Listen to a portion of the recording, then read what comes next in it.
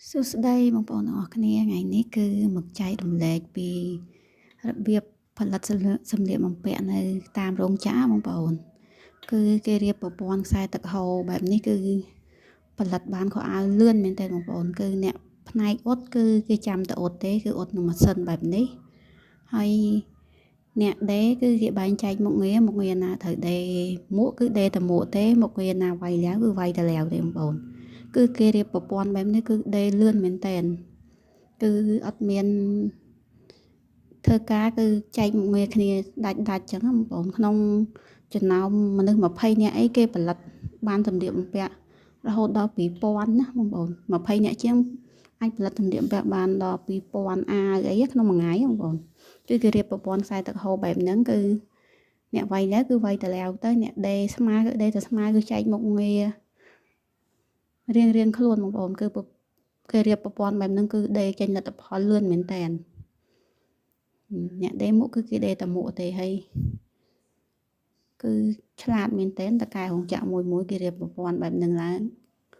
រៀបប្រព័ន្ធបែបហ្នឹងមកបងប្អូនហើយគឺផលិតបានខោអាវច្រើនមែនតើចំណេញមែនតើនិយាយទៅក្នុងម្នាក់អាចផលិតបានខោអាវតាមប្រភេទម៉ូដបងប្អូនអាចបានក្នុងម្នាក់ផលិតខោអាវបាន50ទៅ70អាវអីបងប្អូនណាហើយបើយើងដេរមួយទាំងមូលតាមសមត្ថភាពយើងដេរទោះបីយើងមេជាងក៏ដោយក៏មិនអាចដេរបានដល់អាវ50ទៅ70ដែរទោះបីជាម៉ូដនឹងស្រួលប៉ុណ្ណាក៏ដោយតែគេរៀបប្រព័ន្ធបែបនេះគឺចេញលឿនមែនតើបងប្អូនមើលទៅអ្នកដេរមួកគឺដេរតែមួកអ្នកផងស្មាគឺផងស្មាអ្នកអុសកគឺអុសកទេបងប្អូន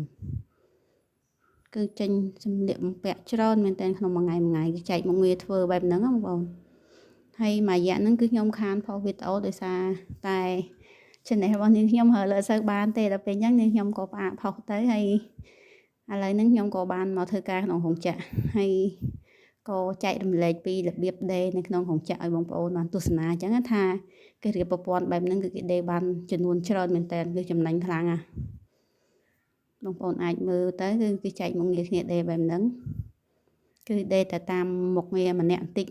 ទេអ្នកណាដេរអីគឺដេរតែនឹងទេហើយគឺចំនួនចេញគឺច្រើនតែម្ដងហើយខ្ញុំគិតថាវីដេអូនេះក៏មានប្រយោជន៍សម្រាប់បងប្អូនដែរព្រោះអីវាចង់បង្ហាញពីរបៀបយើងដេរធ្វើម៉េចឲ្យលឿនអញ្ចឹងណាបើយើងមានគ្នា4-5នាក់អីយើងអាចចែកមុខងារគ្នាដេរអញ្ចឹងគឺបានចេញចំនួនផលិតផលលឿនមែនតើ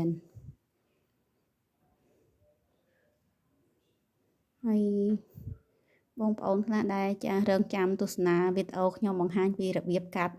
របៀបអីអាចចាំទស្សនាវីដេអូក្រោយទៀតទៅខ្ញុំមានពេលខ្ញុំនឹងឆ្លៀតធ្វើអញ្ចឹងណាដោយសារមួយរយៈនេះគឺខ្ញុំចូលធ្វើការក្នុងរោងចក្រវិញអញ្ចឹងណាបងប្អូនដោយសារការកំងសម្លៀកបំពាក់វាឥឡូវវាដូចធ្លាក់ចុះខ្លាំងមែនតើខ្ញុំក៏សម្រេចចិត្តចូលធ្វើការរោងចក្រវិញអញ្ចឹងណា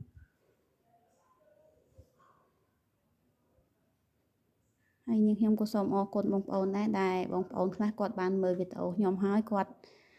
ខមមិនអរគុណគាត់ឲ្យបេះដូងឲ្យអីអញ្ចឹងខ្ញុំក៏សូមអរគុណបងប្អូនទាំងអស់គ្នាដែរហើយពេលទៅនេះខ្ញុំនឹងចែករំលែកបន្តទៀតអញ្ចឹងតែដោយសារមួយរយៈនេះគឺខ្ញុំរវល់ធ្វើការហើយខ្ញុំក៏ចែករំលែកពីរបៀបធ្វើការនៅក្នុងរោងចក្រអញ្ចឹងណាបងប្អូនគឺគេដេររៀបប្រព័ន្ធបែបហ្នឹងគឺលឿនមែនតើនេះបងប្អូនគឺអាវមួយគឺហើយបាត់ហើយឃើញដេរអញ្ចឹងបងប្អូនមួយថ្ងៃដេរបានច្រើនមែនតើ